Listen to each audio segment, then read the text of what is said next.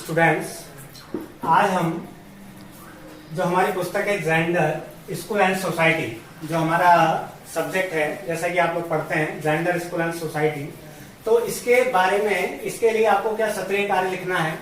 सत्रीय कार्य की डायरियां हैं आपके पास, तो सत्रीय कार्य कंप्लीट करना है। सत्रीय कार्य कंप्लीट करने के लिए आपको सबसे पहले ध्यान देने योग्य जो बातें हैं उनको बता देता हूं मैं आपको कि भाई क्या क्या ध्यान रखना है आपको।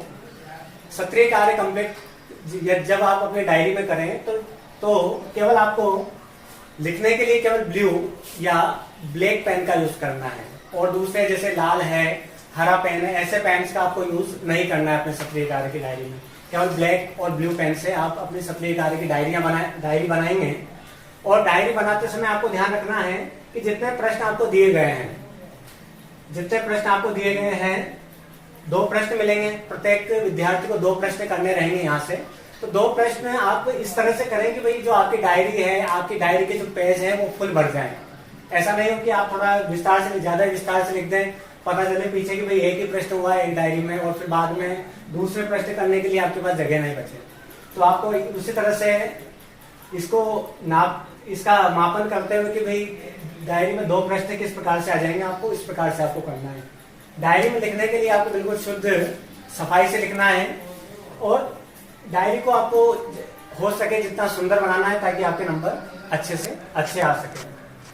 और जो जो प्रश्न आपको दिए गए हैं, प्रश्नों के अनुसार जो प्रश्न दिया गया है, प्रश्न के अकॉर्डिंग जो उस प्रश्न में जो चित्र उपयोग में आता है, जैसे यहाँ पहला जो टॉपिक दे रखा है आपको लिंग पूर्वाग्रह, तो लिंग पूर्वाग्रह से संबंधित आपको इसमें आपको चित्र भी लगाने हैं। चित्र है, मिनिएचर है, जो टॉपिक है, टॉपिक से संबंधित आपको चित्रों का प्रयोग आपको डायरी में करना है। डायरी के दोनों पेजों में लिखना है आपको, जहां जो टॉपिक है, टॉपिक से संबंधित उसका चित्र उसी के सामने उसी पेज पे आपको सेट करना है। तो देखिए, आपका पहला प्रश्न देख लीजिए, और सबसे पहले सब्जेक्ट आप देख लीजिए जेंडर स्कूल एंड सोसाइटी। ये जो सत्रीय कार्य जो दे रहा हूं मैं, सेशन वर्क, ये केवल बीएड फर्स्ट ईयर के स्टूडेंट्स के लिए है। दूसरे विद्यार्थी बीएड सेकंड ईयर या और अन्य, उनको ये नहीं करना है। केवल बीएड फर्स्ट ईयर के स्टूडेंट्स को ये सत्रीय कार्य कंप्लीट करना है। देखिए पहला प्रश्न, लिंग पूर्वाग्रह का अर्थ स्पष्ट करते हुए लिंग पूर्वाग्रहों की विशेषताओं और प्रभाव का वर्णन कीजिए। जो जेंडर बैस है, जेंडर बैस के बारे में आपको उसका अर्थ बताना है। अर्थ को स्पष्ट करते हुए उस लिंग पूर्वाग्रह की जितने भी विशेषताएं हैं, विशेषताओं का वर्णन करना है, और उसका प्रभाव, उसका समाज पर, हमारे समाज पर उसका क्या प्रभाव पड़ता है। तो ये आपका पहला प्रश्न है।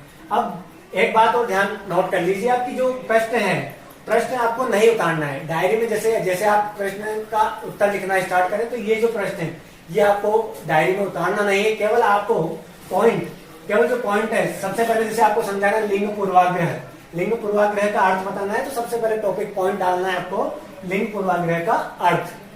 फिर अगला ये लिखने के बाद फिर आपका अगला टॉपिक रहेगा लिंग पूर्वाग्रहों की विशेषताएं। जितने भी विशेषताएं उनको आपको डिस्क्राइब करना है।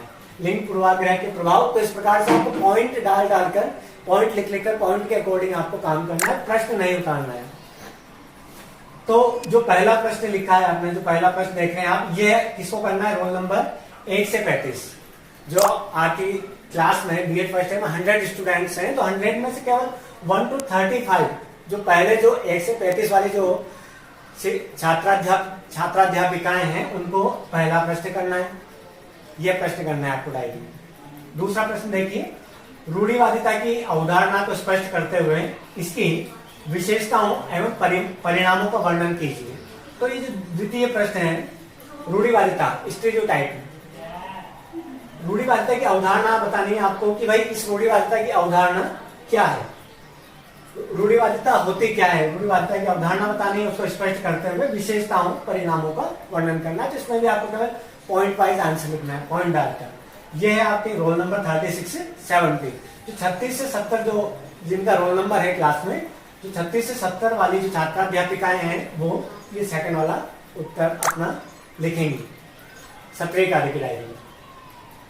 तीसरा प्रश्न देखिए, विविध सामाजिक समूहों, क्षेत्रों एवं समयों में बालक या बालिका बनने का अर्थ एवं अनुभव स्पष्ट कीजिए। जो तृतीय जो प्रश्न है आपका तीसरा, उसमें आपको क्या लिखना है, विविध सामाजिक समूह। जो विविध सामाजिक समूह है, सामाजिक समूह लिखवाए हुए हैं आपको, और जो क्षेत्र हैं, अलग अलग प्रकार के जो हमारे सामाजिक क्षेत्र हैं, अलग अलग प्रकार के क्षेत्र हैं, या अलग अलग प्रकार की जो टाइमिंग है, उनमें बालक या बालिका बनने का क्या अर्थ है, उसका अनुभव क्या है, उसके बारे में आपको लिखना है। तो ये जो प्रश्न है थर्ड वाला 71 से 100, जो 71 से 100 वाले हैं, 71 से जो 100 वाले विद्यार्थी हैं उनको ये 71 से 100 वाले विद्यार्थियों को करना है। तो इस प्रकार से 3 प्रश्न 71 से 100 यानी 100 स्टूडेंट इसमें हो गए। तो अब जो चौथा प्रश्न है, ये तीनों प्रश्न तो एक एक प्रश्न करना है आपको सभी को अपने रोल नंबर के अनुसार। जिनका रोल नंबर 1 से 35 है उसको पहला प्रश्न है, जिनका रोल नंबर 36 से 70 है उसको सेकंड प्रश्न करना है, और जिनका रोल नंबर 71 से 100 यानी 71 से 100 है उनको तीसरा प्रश्न करना है। अब जो चौथे प्रश्न की जो बात आती है, जो चौथा प्रश्न है, जेंडर समानता में शिक्षक की भूमिका का वर्णन कीजिए। जेंडर समानता में शिक्षक किस प्रकार से अपनी भूमिका निभा सकता है।